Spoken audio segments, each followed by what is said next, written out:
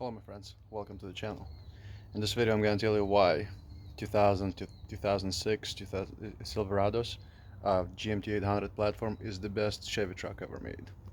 And I'm going to show you why, because I have one. Yeah. So this piece of magnificent engineering is my 2000 Chevy Silverado Z71. Don't mind all the shit down there, that's just my dogs, they like to poop. So this is a no peasant configuration. This is LT, which these days would have been LTZ. So it is 4x4 kind. It gets up and goes. As a matter of fact, I just used it to haul a couple tons of gravel in a bed, by the way. Try putting that in your aluminum bed. So the interior is pretty mint, as you can see. That's better than factory at this point. It is heated seat kind. Like I said, this is no peasant configuration. Has the CD player. Oh, let me get them keys out so it stops yelling at us. And one of the reasons why they're so great, I mean, if you look at mine, 294,000 miles, original engine. And you know what? Almost everything works. That light doesn't. That's it.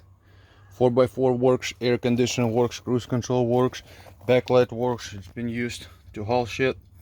As you can see, we're still in pandemic, so got the masks and the air freshener.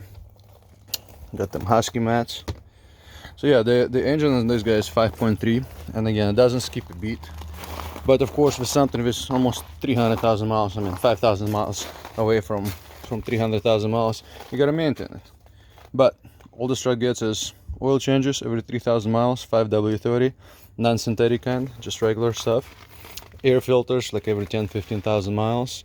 And then, just your basic maintenance like spark plugs every 30 to 50,000 miles.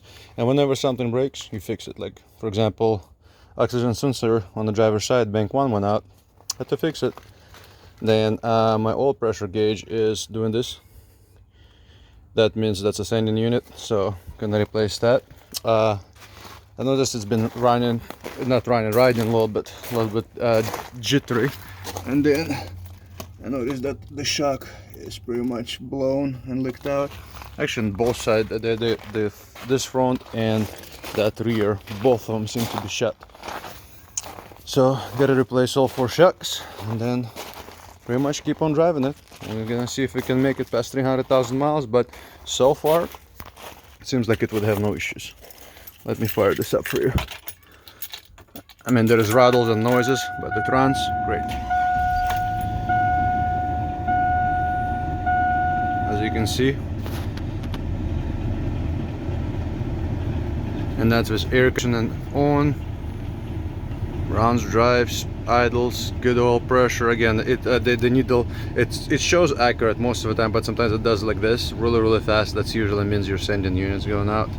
So yeah, I mean, try getting 300,000 miles out of current trucks with just basic maintenance. I don't know. I mean, this bad boy held up fairly well.